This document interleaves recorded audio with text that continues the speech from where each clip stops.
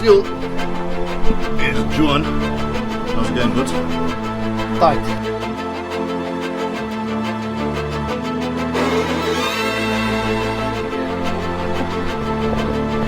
So John's making a comment here when we work.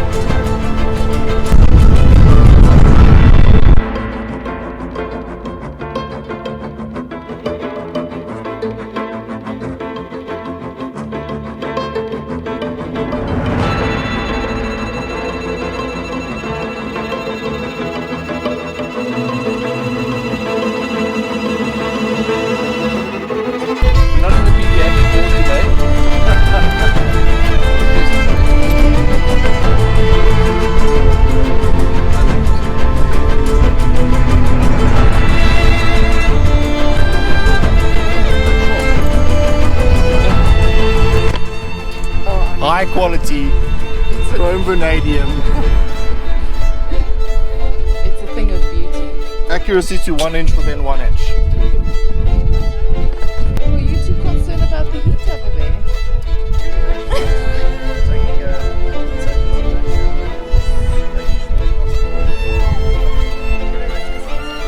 Yes, it is. As an environmentalist. It's pencil sharp. Think about that one. Content.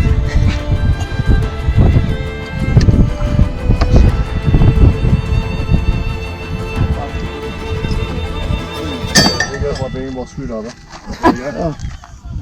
There goes very much screwdriver. Thank you. No. Enough. You know, we jinxed it by bragging about it. I know. We jinxed our very mark thing by bragging about it just 2 minutes earlier. Along comes Dieter. Maybe this steel thing might work. Maybe just help you lose your finger. Oh, yeah.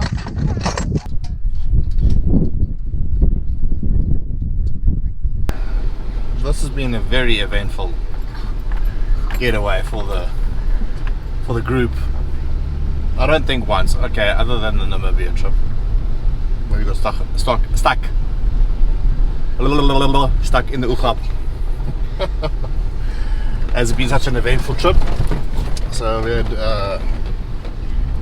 Juan had a flat tire, and he just shared with us on the radio before we started recording that it's the first puncture he's had in 5 years since he's had those BFG KM2s, I think, for the car, which is actually pretty good. He does need new tires, or the tire wear has been quite excessive, so it's quite normal to actually have a puncture on off-road tires in these kind of conditions. So that's good, that's okay. Sorted it out as a team. That's been coming through as a strong theme. Every time we've had something happen, it's not just one person or one set of tools or whatever that sorts it out. It's a team effort. Then what else? The Very Mark toolkit.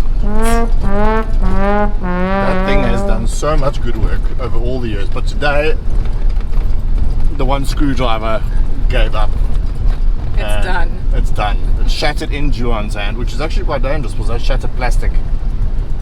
That's cheap plastic, really. really can be razor sharp when if it breaks, and you can see it was cut into Juhan's hand.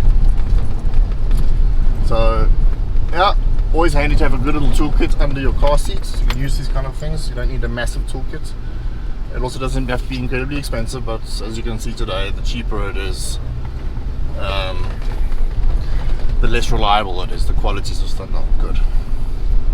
Anyway, we're heading back to Campanile, Powderkloof. Gonna have some refreshments, relax. Tomorrow morning is early, yeah? We're leaving at 7 to get to Dumont. The last 4 days have been, well, no, actually just yesterday and today have been pretty dry and hot.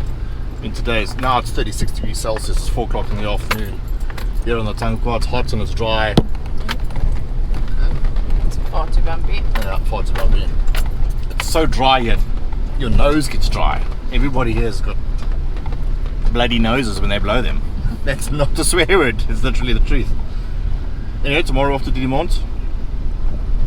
Never been there. Here it's good for swimming and relaxing. So we want to leave early and get there maybe by 10 o'clock in the morning and just relax. Next day, back home.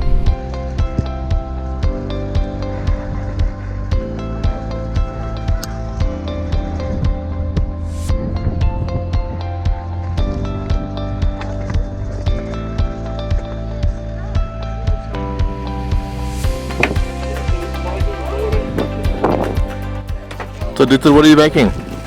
Just doing a vegetable bake here, which I haven't made in about, say, 10-12 years, so it's going to be interesting. But it's a foolproof recipe. Mixed vegetables, a bit of brown onion soup with some cream, some good garlic, some herbs. So I'm sure it'll be, hopefully it'll be something that's edible. Well, it sounds amazing.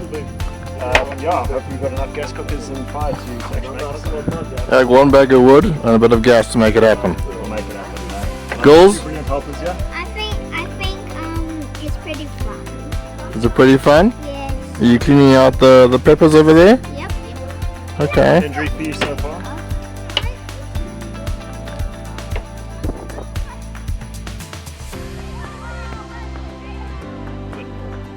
Well, I would say if you rest it for 10 minutes. Very good, you don't. You? Yeah, I think so.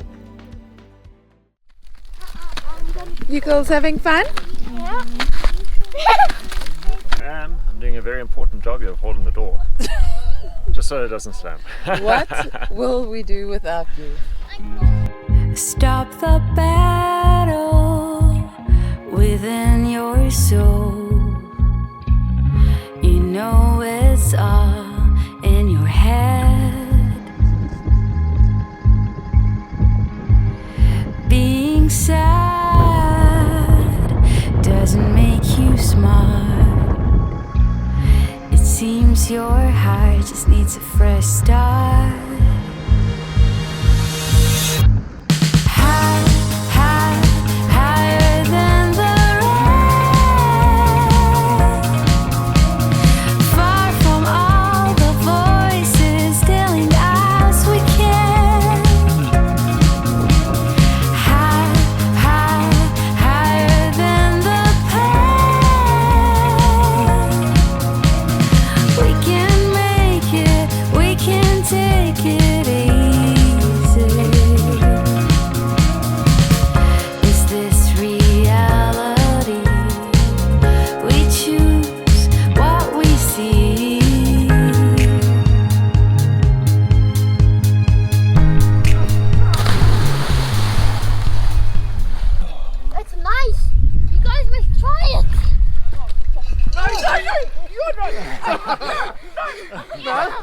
Where's the phone? What was it, 2-1? What was it? Was it 2-1? Where's the phone? Was it 2-1?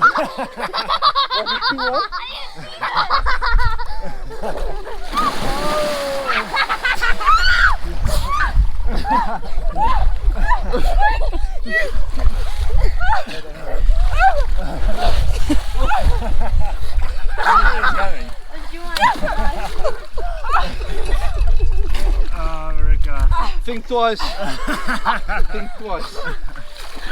I'm gonna kill you. What will be your last words? Guys, moving on! One,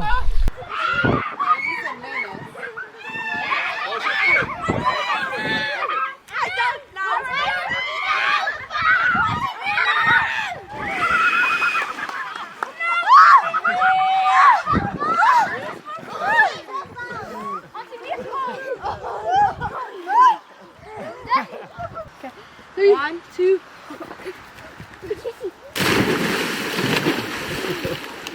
So this is Dieter Marika Roodewald, recent addition to the Simple Life Overlanding camping group. Pretty much welcome. What are your first impressions? Not your first impressions. What are your impressions of this extended weekend that we've had to get away? You want to start? It was flippin' amazing. Lots of driving, lots of dust, awesome company, and lots of laughter, and it was a good time. Yeah, I was going to say the adventure was amazing. You know, not going just to one place and things like that. We've been to 3 places, done some good 4x4ing. Yeah, I mean, there's been a few little things happening as well. Yeah, lots of breakdowns. Yeah, Jean getting stuck and having to get pulled out, and yeah, it's been absolutely fantastic. And Mr. Hugh breaking down first day. Yes, well documented. All documented. But it's been great. So I've got to say, these last 6 days have flown past. It's night since last night. But definitely going to be here doing it again. And looking forward to the next one. 100%.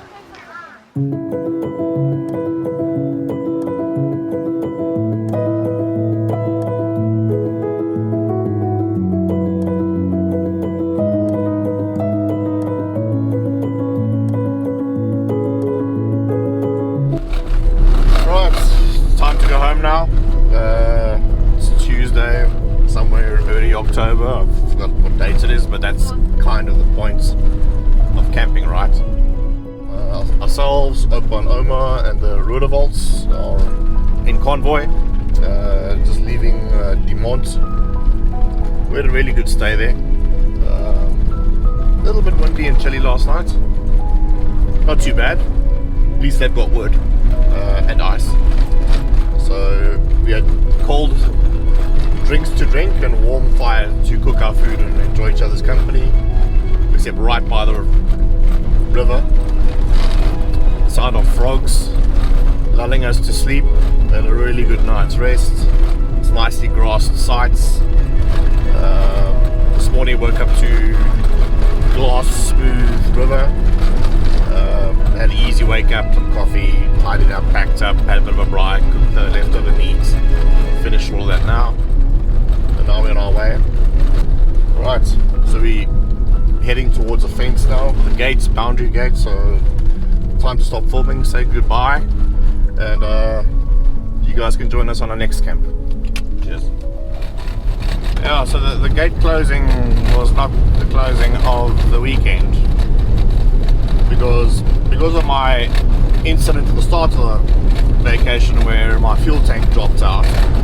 And when your reserve light comes on, how many Ks needs to be up there?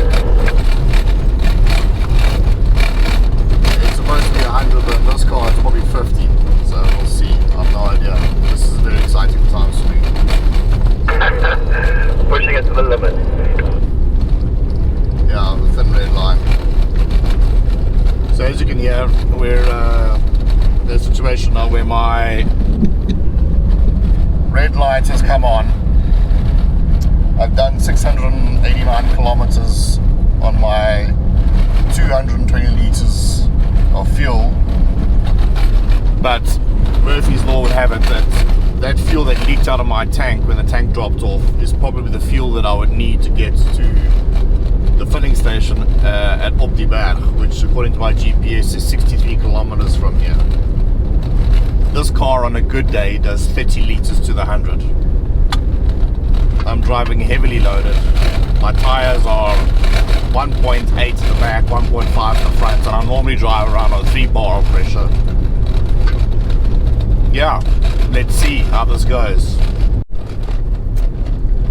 So according to the GPS, the route I'm taking now is the shortest route, 51 kilometers to Overland. But it's up a mountain pass. The other option was a flat route to Ceres, but that's 30 kilometers further. Let us know in the comments down below, what choice would you make? And in my circumstances, we've got almost no fuel. Would you take the shortest route up the mountain pass, or a 30-kilometer detour on a flat surface? Let us know.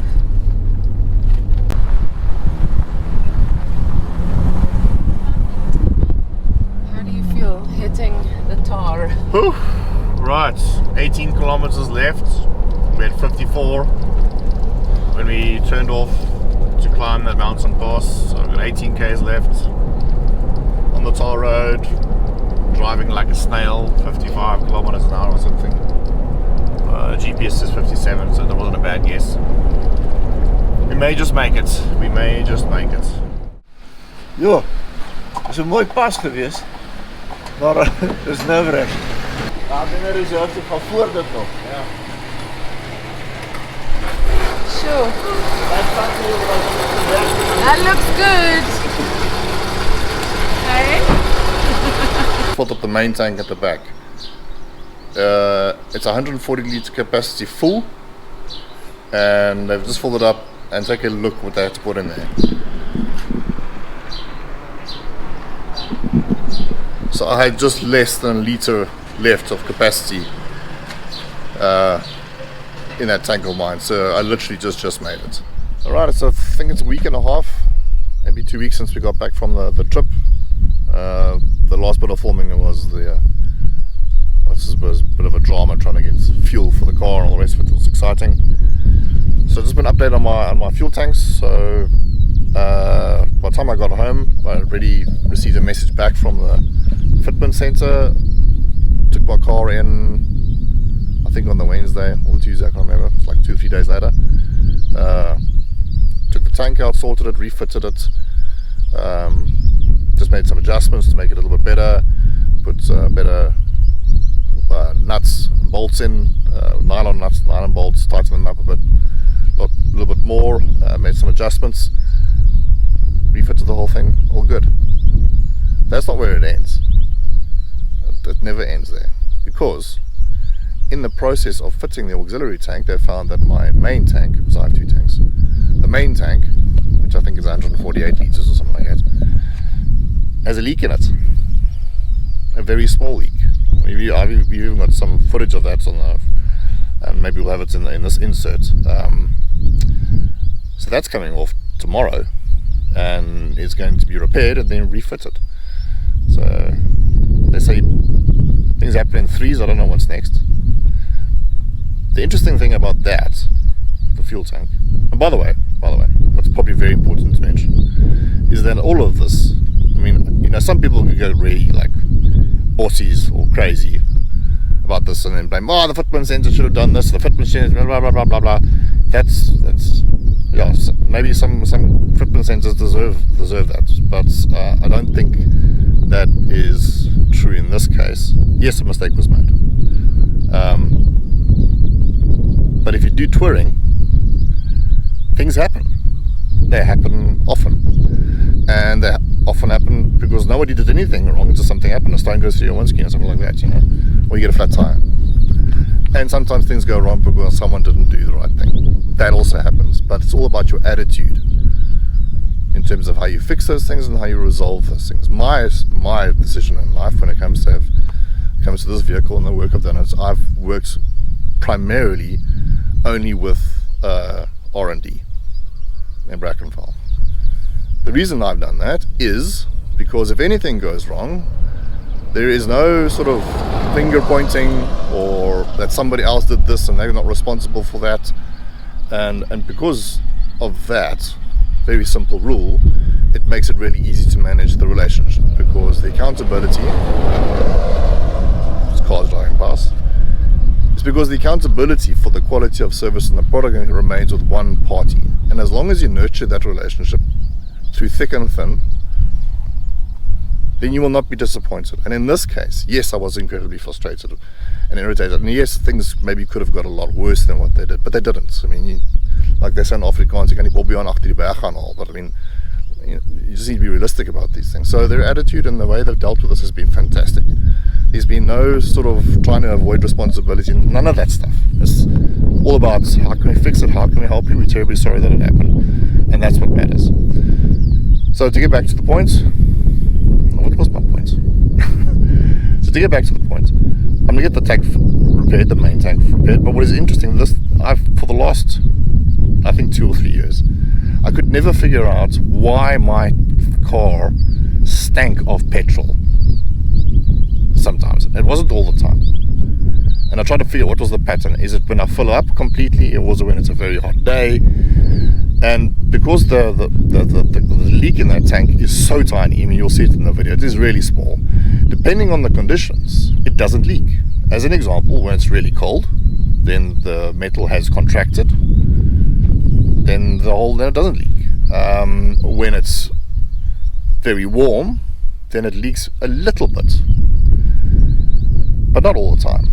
And when it leaks the most, get this, so when you're doing a sort of 4x4 trips, you're slowly moving through the mountain ranges for hours on end, what actually happens is that fuel in the fuel tank gets so hot because, I mean, your fuel pump is pumping a whole lot of fuel to the intake manifold, and the injectors are not using all of that fuel, so some of that fuel comes back into the fuel tank and it circulates like that, and over a period of time it gets hot, and it can get so hot it can boil. I've never experienced it boiling, but it can really get really hot. I mean, you can barely even put your hand on the tank, that's how hot it gets. Now in that instance, the car would stink of fuel. I mean, there's some 4x4 trips, I'm like asking the other guys on the patrols, does your car smell like this? I'm like, no. And you get under the car, you can't see any leaks, and you know why? Because when that fuel comes out of that little hole, it is so hot, and so is the surface of the fuel tank, so hot it evaporates before you even see it. So luckily at the fitment center, it was just warm enough for the fuel to leak out, and fast enough and enough to stay there that the guy could go incidentally see it. So there, I could be annoyed about the leak. That's no one's fault. I mean, that could be the company in Australia that made the things. I mean, who knows? I'm not going to get the Bobby on after your back again. But we've identified the problem, now it's going to be fixed. And I'm hoping that, you know, this improves my fuel consumption. Every patrol owner is looking for anything that'll improve the fuel consumption. I don't think it's nominal. It really is nothing. But anyway, that's the conclusion of the fuel tank story. I just wanted to make sure I close the loop on this thing, that I've done justice to the story. I don't want to leave it looking like, you know, the bad fitment center has done something wrong and go and do all those kind of things. But the people who do that really annoys me. If it's unjustified, I've explained my circumstances. I've explained how I've managed my relationships. That's the context of what I'm saying. But it's resolved now, and that's a happy ending. I'm happy about that, because if it had been unresolved, then some other time I would have found out there's a problem, and then that would have been much later, and I wasted a lot more fuel. Anyway, that's a happy ending.